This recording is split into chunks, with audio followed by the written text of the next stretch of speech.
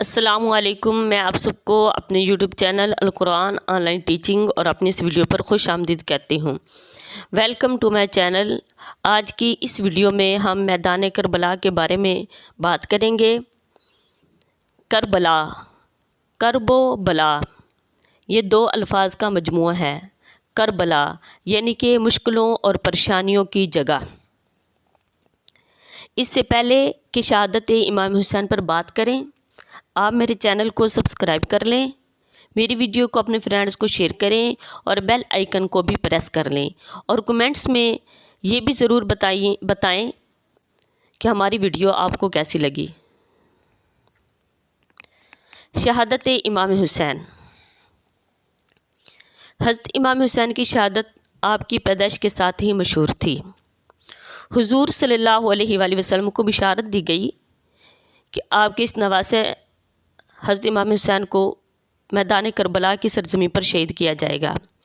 حضور صلی اللہ علیہ وآلہ وسلم ایک دن حضرت امام حسین کو لے کر اپنے سینے پر لٹا کر کھیل رہے تھے کہ اچانک جبرائیل امین آئے اور کہنے لگے کہ یا رسول اللہ صلی اللہ علیہ وآلہ وسلم، جس شہزادے سے آپ بہت زیادہ پیار کرتے ہیں، اس شہزادے کو آپ کی امت کے کچھ لوگ میدان کربلا کی سرزمین پر شہید کر دیں گے۔ تاجدار مدینہ حضور صلی اللہ علیہ وآلہ وسلم کی آنکھوں میں آنسو آ گئے۔ حضور صلی اللہ علیہ وآلہ وسلم نے پوچھا، اے جبرائیل امین، کیا مجھے اس جگہ کی کوئی نشانی دے سکتے ہو؟ حضرت جبرائیل امین نے تھوڑی سی مٹی حضور صلی اللہ علیہ وآلہ وسلم کی ہتھیلی پر رکھ دی اور کہنے لگا کہ یا رسول اللہ صلی اللہ علیہ وآلہ وسلم، جس دن یہ مٹی خون بن جائے تو آپ سمجھ لینا حضرت امام حسین کی شہادت ہو گئی ہے۔ حضور صلی اللہ علیہ وآلہ وسلم وہ مٹی لے کر گھر آئے اور حضرت ام سلمہ کو وہ مٹی دی اور فرمایا کہ ام سلمہ، اس مٹی کو ایک شیشی میں ڈال کر رکھ لو، اور جس دن یہ مٹی خون بن جائے تو سمجھ لینا کہ حضرت امام حسین کی شہادت ہو گئی ہے۔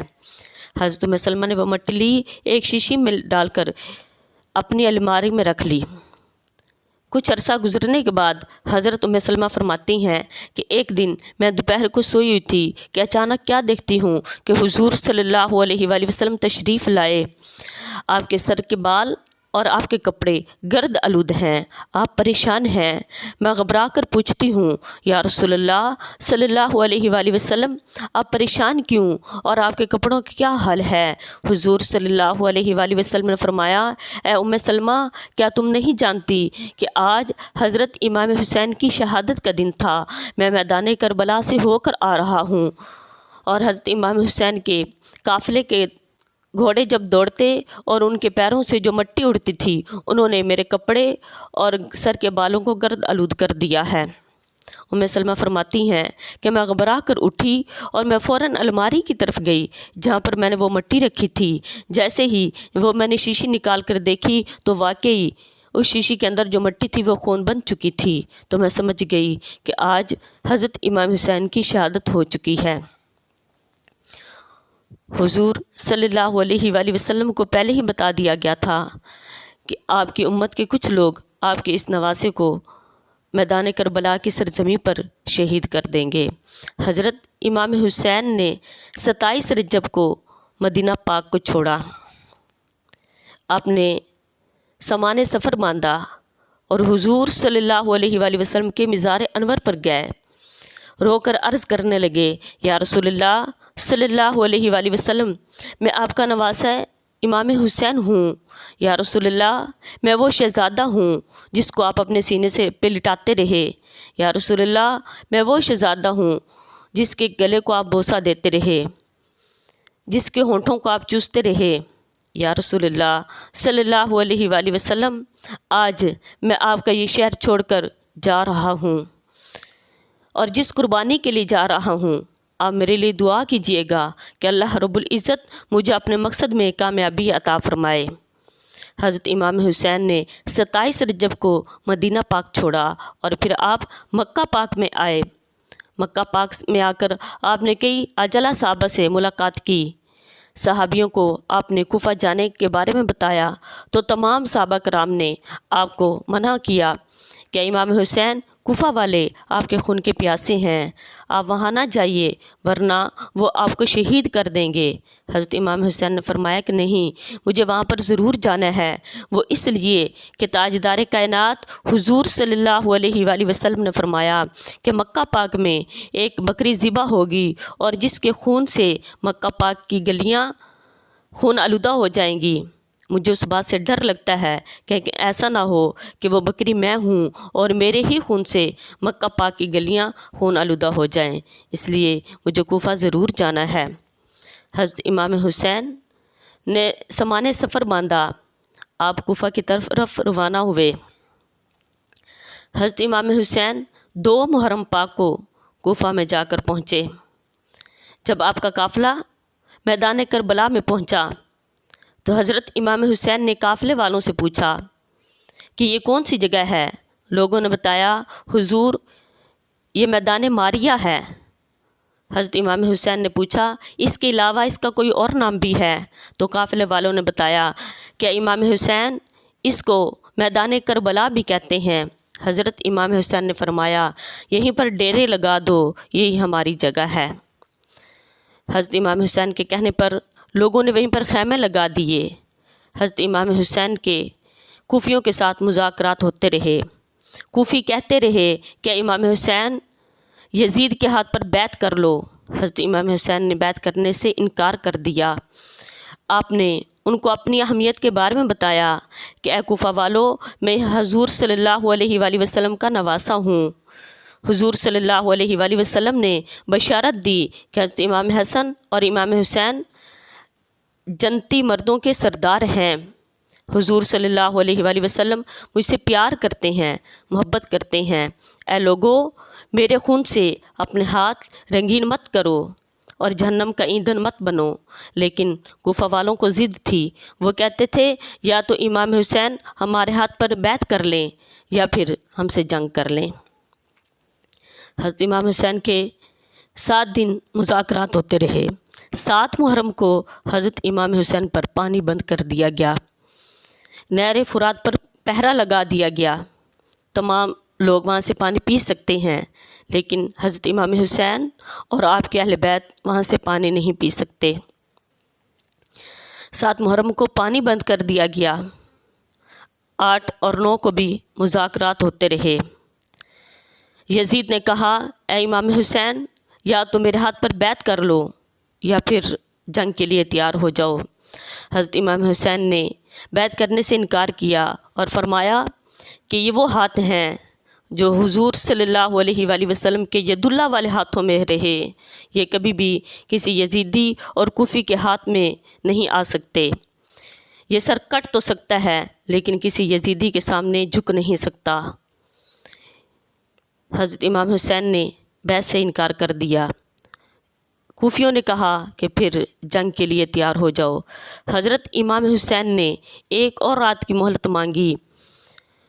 حضرت امام حسین 10 محرم کی رات پوری رات اللہ تبارک تعالیٰ کی بندگی کرتے رہے، عبادت کرتے رہے، اللہ تبارک تعالیٰ سے مدد مانگتے رہے، سجدہ ریز رہے اور اللہ تبارک تعالیٰ سے عرض کرتے رہے یا الہ العالمین مجھے ثابت قدم رکھنا، یا اللہ یزیدیوں کے سامنے مجھے جھکنے سے بچانا، یا اللہ مجھے اس امتحان میں کامیابی عطا فرمانا۔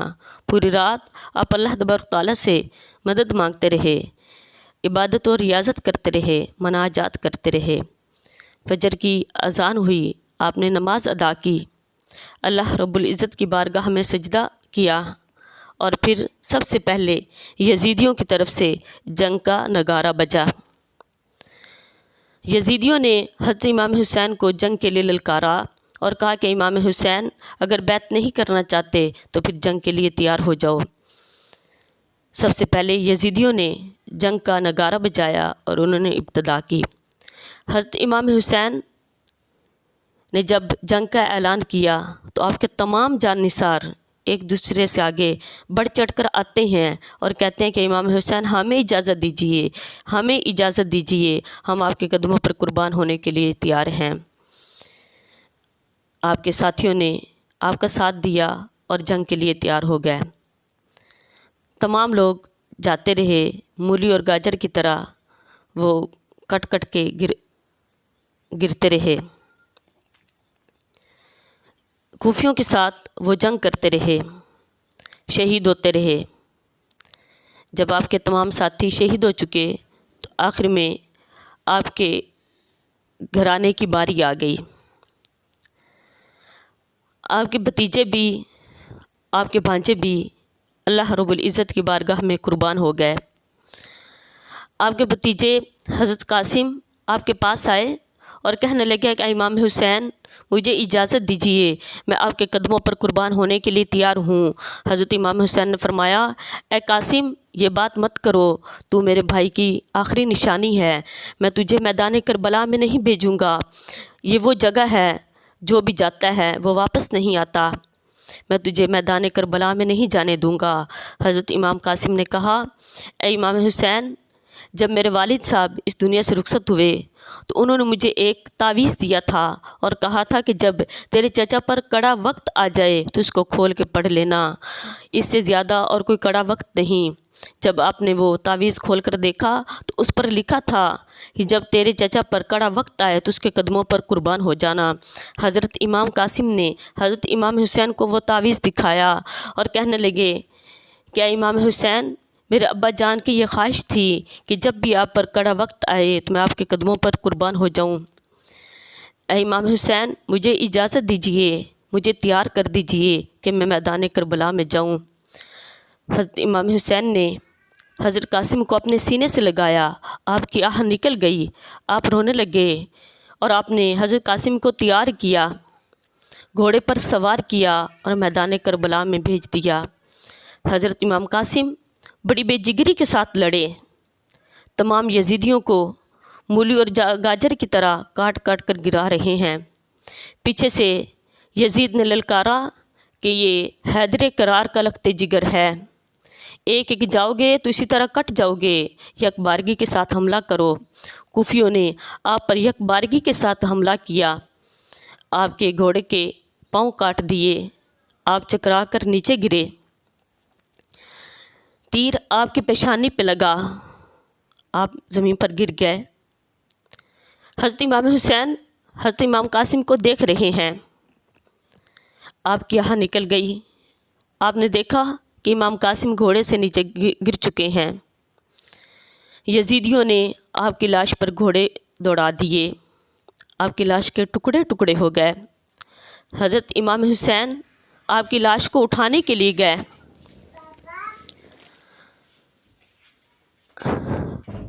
حضرت امام حسین آپ کی لاش کو اٹھانے کے لیے گئے۔ تاریخ میں آتا ہے کہ حضرت امام حسین جب جنگ لڑنے کے لیے میدان کربلا میں اترے تھے تو اس کے وقت آپ کی عمر 52 سال تھی اور آپ کے سر کے سارے بال کالے تھے، ایک بال بھی سفید نہ تھا۔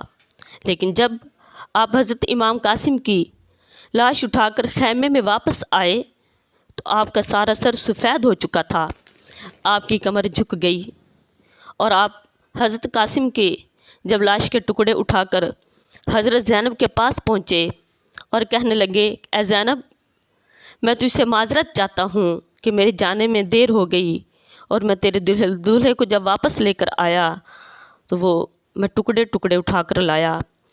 آپ اپنی پگڑی میں حضرت امام قاسم کے ٹکڑے باندھ کر لائے اور حضرت زینب کے سامنے رکھ دیے۔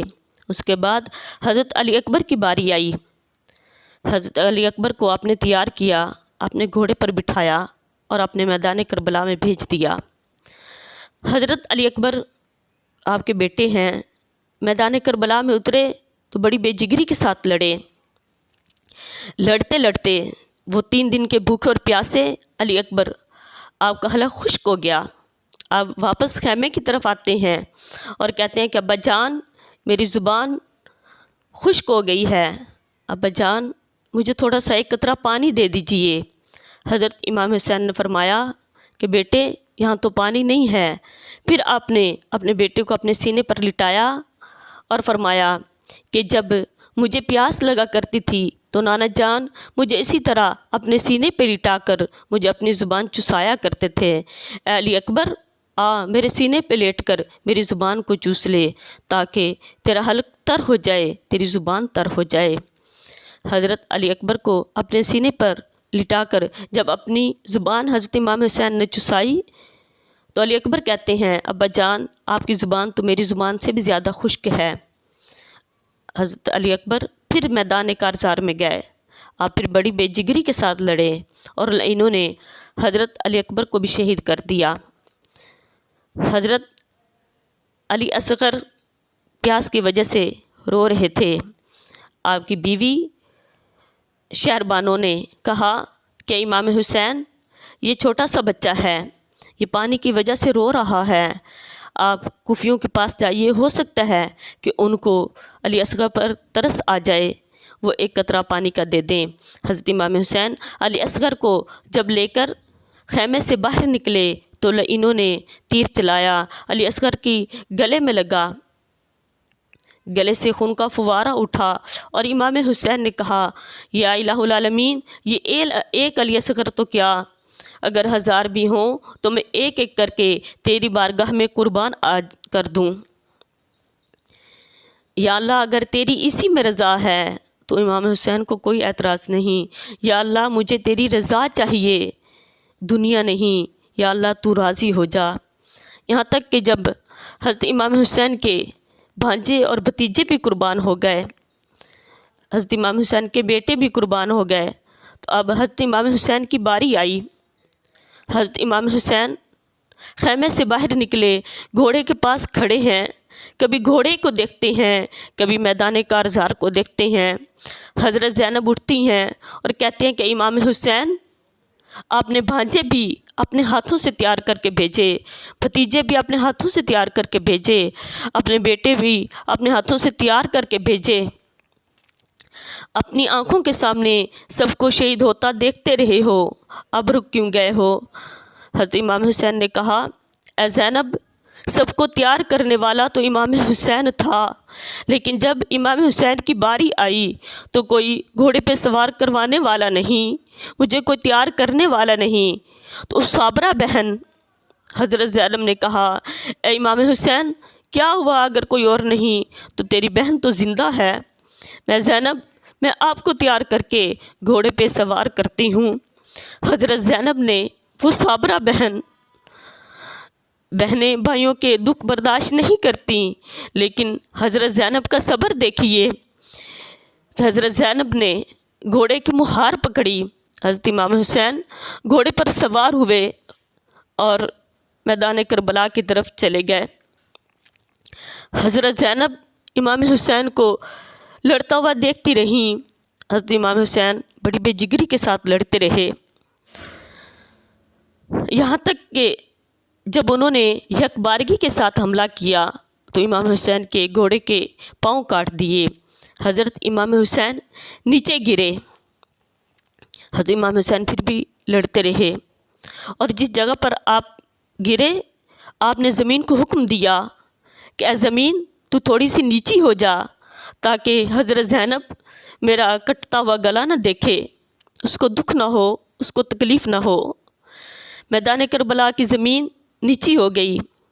حضرت زینب نے جب دیکھا کہ حضرت امام حسین نظر نہیں آ رہے اور زمین نیچی ہو گئی ہے تو حضرت زینب نے میدان کربلا کی سرزمین کو للکارا اور کہا کہ اے میدان کربلا کی سرزمین، میں بھی فاطمہ الزہرا کی لخت جگر ہوں، میں بھی حضرت علی کی لخت جگر ہوں، حضرت امام حسین کا تو کہنا مانتی ہے تو میرا کیوں نہیں مانے گی؟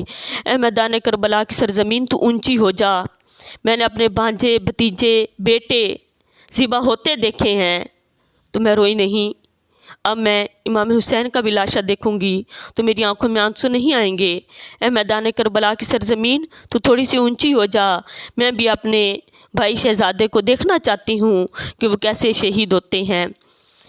حضرت زینب کہتی ہیں تو زمین اوپر ہو جاتی ہے، حضرت امام حسین کہتے ہیں تو وہ نیچے ہو جاتی ہے۔ کبھی میدان کربلا کی زمین نیچے ہو جاتی ہے، کبھی اوپر ہو جاتی ہے۔ جب یزیدیوں نے دیکھا کہ یہ حضرت امام حسین کی کرامت آخری وقت میں اگر یہ ظاہر ہو گئی اور لوگوں نے یہ دیکھ لیا تو ابھی امام حسین کا کلمہ پڑھ لیں گے۔ ایک لعین آگے بڑھا، حضرت امام حسین کے سینے پر بیٹھا اور کہنے لگا کہ امام حسین تیری کوئی آخری خواہش ہے؟ حضرت امام حسین نے کہا کہ میں اللہ رب العزت کی نماز پڑھنا چاہتا ہوں، خون سے میرا وضو ہو چکا ہے، میں اپنے رب کی نماز پڑھنا چاہتا ہوں۔ حضرت امام حسین نے فرمایا کہ خون سے میرا وضو ہو چکا ہے۔ یہاں پہ قابل غور ایک نقطہ ہے کہ جب ہم وضو کرتے ہیں، فقہ کا مسئلہ ہے کہ وضو کرنے کے لیے دونوں بازوؤں کا، چہرے کا، پاؤں کا تر ہونا ضروری ہے اور سر کا مسح کرنا ضروری ہے۔ تو حضرت امام حسین نے فرمایا کہ خون سے میرا وضو ہو چکا ہے، جو اس بات کی بین دلیل ہے کہ حضرت امام حسین کے دونوں بازو، آپ کا چہرہ اور آپ کے قدم مبارک خون سے تر تھے، تو آپ نے فرمایا کہ خون سے میرا وضو ہو چکا ہے۔ حضرت امام حسین کا صبر دیکھیے کہ وہ تیروں اور تلواروں کی سائے میں بھی نماز کو نہیں چھوڑتے، خون سے آلودہ ہیں پھر بھی نماز نہیں چھوڑتے، اور آپ نے فرمایا کہ خون سے میرا وضو ہو چکا اور میں اپنے رب کائنات کی نماز ادا کرنا چاہتا ہوں۔ حضرت امام حسین نے اپنا سر سجدے میں رکھا تو لعین نے آپ کا سر تن سے جدا کر دیا۔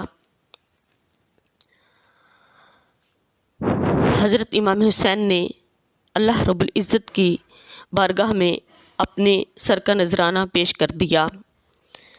ان کوفیوں نے حضرت امام حسین کے سر کو نیزے پر لٹکایا اور حضرت امام حسین کے کٹے ہوئے سر میں سے بھی آواز آئی، فَسَيَكْفِيكَهُمُ اللَّهُ وَهُوَ السَّمِيعُ الْعَلِيمُ۔ حضرت امام حسین کا سر کٹ بھی گیا اور پھر بھی تلاوت کلام پاک کرتا رہا۔ حضرت امام حسین کی شہادت ہمیں یہ درس دیتی ہے کہ آپ کٹ بھی جائیں، دکھ اور مصیبتوں میں بھی آ جائیں، لیکن رب کی یاد کو مت بھلائیں۔ حضرت امام حسین کے سامنے لاشوں کے ڈھیر پڑے تھے، لیکن پھر بھی آپ نے نماز کو نہیں چھوڑا۔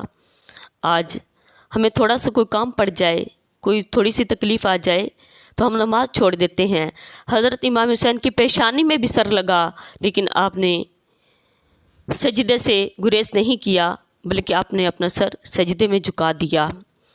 آج ہم کہتے ہیں کہ امام حسین آج بھی نماز میں ہیں، اور نماز کے مکمل ہونے کے لیے ضروری ہے کہ دونوں سائڈوں پر سلام پھیرا جائے۔ جب تک ہم سلام نہیں پھیرتے ہماری نماز مکمل نہیں ہوتی۔ تو حضرت امام حسین نے سلام ہی نہیں پھیرا، حضرت امام حسین نے سجدے میں سر رکھا تو سر کو قلم کر دیا گیا۔ اس لیے آج بھی شاعر کہتے ہیں کہ امام حسین آج بھی نماز میں ہیں، اور امام حسین کی یہ نماز ہمیں درس دیتی ہے کہ اے لوگو، تم کٹ بھی جاؤ تو اللہ رب العزت کی نماز کو مت چھوڑا کرو۔ کوئی مشکل پریشانی آ جائے تو اللہ رب العزت کی یاد کو مت چھوڑا کرو۔ حضرت امام حسین کی محبت یہ نہیں کہ ان کے نام کی سبیل لگا لی جائے، ان کے نام کے چڑھاوے چڑھائے جائیں، ان کے نام کی نیازیں پکائی جائیں، بلکہ حضرت امام حسین کی محبت یہ ہے کہ ہم حضرت امام حسین کے دی ہوئی تعلیمات پر عمل کریں۔ جیسے انہوں نے یزیدیوں اور پلیدیوں کے ہاتھوں میں اپنے ہاتھ دینے سے انکار کر دیا، ان کی بیعت سے انکار کیا، وہ اسلامی قوانین کو نافذ کرنا چاہتے تھے، اس وجہ سے انہوں نے یزید کی بیعت سے انکار کیا۔ آج حضرت امام حسین کی محبت یہ ہے کہ ہم نیازوں سے اس کو پورا نہ کریں، بلکہ حضرت امام حسین کی تعلیمات پر عمل کریں۔ جس طرح انہوں نے ہمیں نماز پڑھ کر دکھائی اس طرح کہ ہم نماز ادا کریں، جس طرح انہوں نے قرآن پاک کی تلاوت کر کے ہمیں دکھائی اسی طرح ہم قرآن پاک کی تلاوت کریں، اور جس طرح انہوں نے ہمیں صبر کی تلقین کی ہم بھی اسی طرح صبر کریں۔ اللہ رب العزت ہم سب کو حضرت امام حسین کی تعلیمات پر عمل کرنے کی توفیق عطا فرمائے، اور حضرت امام حسین کی سچی اور سچی محبت عطا فرمائے۔ وما علیہ الا البلاغ المبین۔